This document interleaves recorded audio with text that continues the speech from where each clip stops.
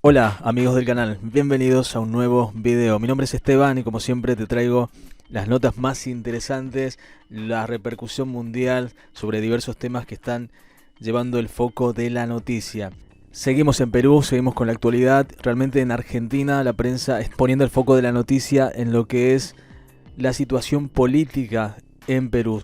Por ese motivo se están haciendo diversas entrevistas en los medios de comunicación argentinos a diferentes personalidades peruanas para tratar un poco de explicar lo que está pasando a nivel político allí.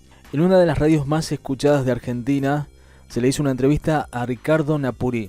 Yo no lo conocía, pero realmente me ha resultado interesante escucharle y creo que también va a ser interesante también para ustedes algunos comentarios o algunas observaciones que él ha expresado en este medio de comunicación.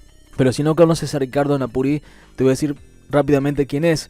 Él nació en 1925 en Barranca, un pueblo de la costa a 200 kilómetros de Lima, Perú. Es un hombre de origen humilde. En su niñez y adolescencia fue obrero agrícola y trabajador en las minas de la Sierra Central del Perú. Luego se hizo aviador militar, más por necesidad económica que por convicción. Fue separado de la Fuerza Aérea y expulsado del país por negarse a bombardear a civiles y militares que apoyaban la rebelión del partido aprista de 1948. Se exilió en Argentina.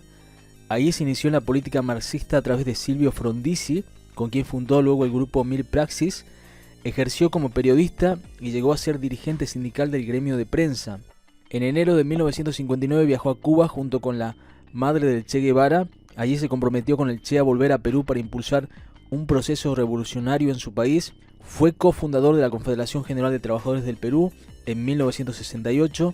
Además fue fundador de los partidos Vanguardia Revolucionaria, Partido Obrero, Marxista Revolucionario y Partido Socialista de los Trabajadores.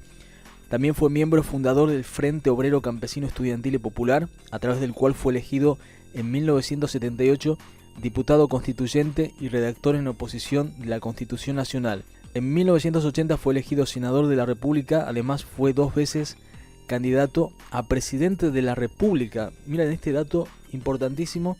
Igual en Perú es muy conocido Ricardo Napuri, pero yo personalmente no lo conocía. Continuó su militancia política en la Argentina a partir del año 87 en el MAS, la corriente morenista del movimiento trotskista argentino, desarrollando tareas de organización internacional. En el proceso de su compromiso político intervino en otros países de América Latina como Bolivia, Chile y Brasil. Fue preso, secuestrado y deportado muchas veces y a pesar de todo sobrevivió. Actualmente continúa viviendo en Argentina, dando charlas y entrevistas desde una perspectiva revolucionaria. Realmente una persona, como digo, puedes no estar de acuerdo en su ideología política, pero es un hombre que ha vivido mucho, que ha hecho mucho basándose en sus creencias. Realmente yo creo que es interesante de escuchar su punto de vista. Así que aquí te paso rápidamente el audio para que lo escuchemos juntos, que tuvo en esta entrevista Ricardo Napuri en el medio Radio Con Voz, una de las radios más escuchadas de Argentina. Justamente él se expresaba de esta forma ante el requerimiento de los periodistas para saber qué está pasando actualmente en Perú. Se dio una situación de doble presidencia durante un tiempo y el continente entero está mirando hacia Lima a ver qué pasa en Perú, cómo se termina de desenvolver esta crisis institucional. Un hombre muy veterano de la política que hemos entrevistado acá, un peruano, pero que ha tenido su historia en la Argentina, que ha tenido su historia en Cuba, un revolucionario de los de antes, es Ricardo Napuri. Un militante, ex parlamentario también peruano y ante todo eso, un luchador de muchas luchas distintas. Tiene la gentileza de atendernos para ver si podemos entender juntos lo que está pasando en Perú. ¿Qué tal, Ricardo? ¿Cómo le va? Alejandro Berkovich lo saluda. Bueno, mucho gusto. No, el gusto es mío de saludarlo nuevamente, muy agradecidos también por cuando se vino acá para el estudio. ¿Por qué? Cuéntenos, Ricardo, ¿qué ve usted en Perú? ¿Cómo caracteriza la situación? Mira, los pocos minutos que tengo, quisiera decirte lo siguiente. No es una crisis solamente de el poder legislativo contra el poder ejecutivo, ¿Qué es? como lo presentan algunos diarios. El problema es mucho más profundo porque la crisis que aparece como política coyuntural tiene antecedentes enormes en el país, por la especificidad del país y por la especificidad como se ha generado de esta situación. En la forma aparece como una crisis de los dos poderes, porque el presidente Martín Vizcarra intentó que el Congreso le aprobara el adelanto de las elecciones nacionales que iban a ser el 21 al 20. Eso quedó congelado.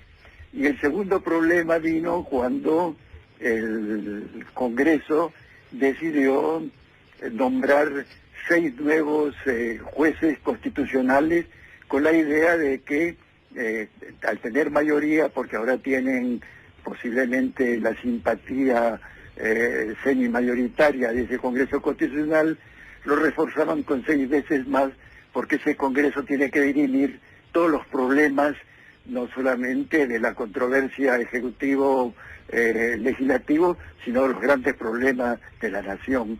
Por eso es que el Congreso se apresuró a intentar nombrar 6 nuevos miembros constitucionales para tener mayoría plena. Eso, si tú quieres, es la forma en que los diarios han señalado. Ahora, ¿qué hay detrás de profundo en el problema?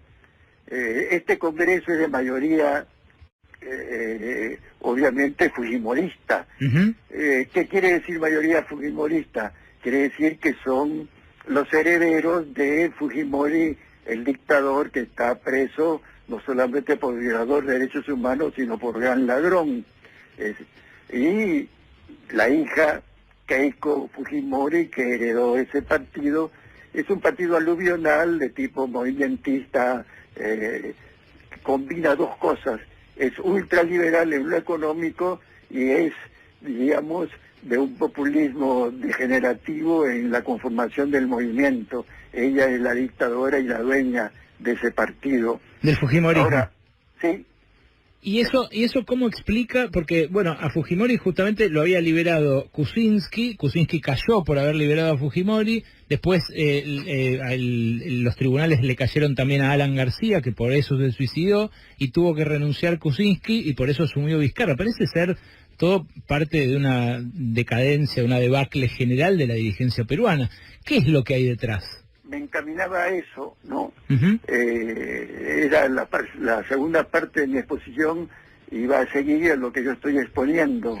Kuczynski cayó efectivamente, pero no por el fujimorismo. Kuczynski cayó porque se comprobó que Obredech le había dado las coimas que lo acusaban Barata, que era el agente de Obredech en Perú. Y como se comprobó, entonces Kuczynski renunció antes que el Congreso lo renunciara, y lo sustituyó el primer vicepresidente, porque en Perú hay 2 vicepresidentes, el primero y el segundo. El primero era Martín Vizcarra y la segunda es Mercedes Arauz, que es la que supuestamente ha subido ahora a través de la juramentación ayer. Pero ¿cómo supuestamente? ¿Qué es lo que va a terminar decantando en esta crisis, Ricardo, para usted? No, el problema central acá está en que acá se va a dilucidar un problema de arrastre fundamental que yo te decía que iba a ser después. El Perú es un país complejo, donde es necesario recordar que 5 presidentes están acusados de recibir coimas, pero no solamente de Obredech, y lo cito: Fujimori, Alan García, Toledo, Ollantumala y Kuczynski. Si tú tienes 5 presidentes probablemente acusados de recibir coimas de Obredech y otras coimas, ellos son coimeros millonarios, no son coimeros de 300 o 400 millones.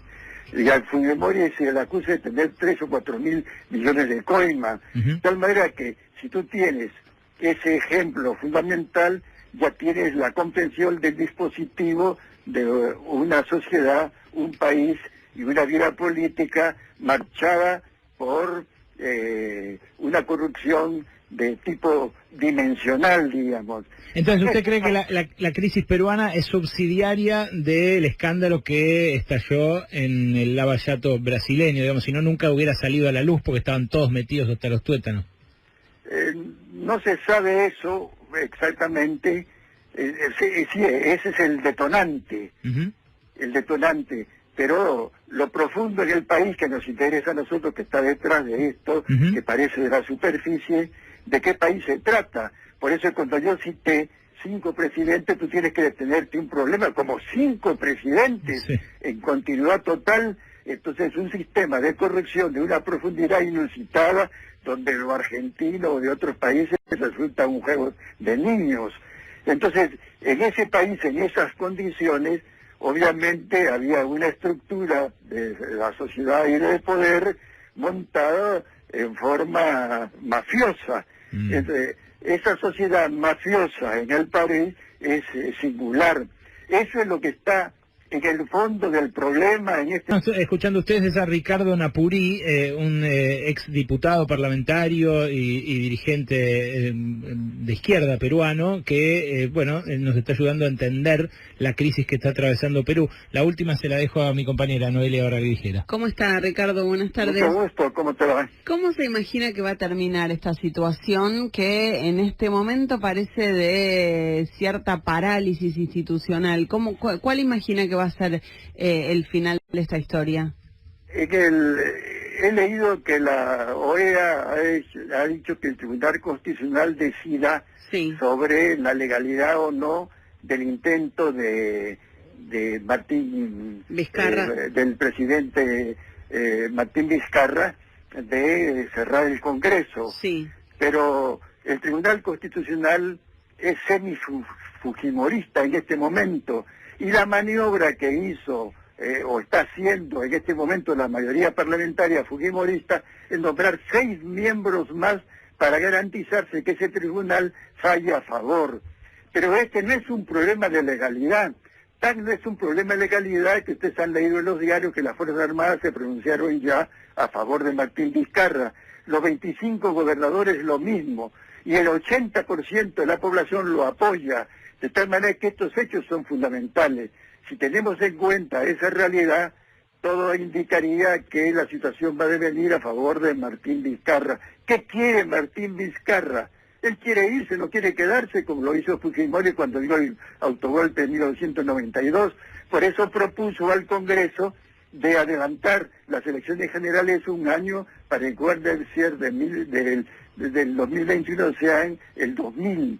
Y el fujimorismo que se quiere quedar, porque al quedarse tiene que tapar todas las tradiciones del sistema corrupto en que están envueltos él, fiscales, militares, políticos, en el sistema que estoy diciendo que es original de la degeneración ética en el Perú. Obviamente tiene que resolverse en alguna forma. Si nosotros apuntamos todas las variables a favor de Vizcarra, Vizcarra tiene que salir bien de esta situación. Vizcarra, tengo que decirle, es un personaje particular.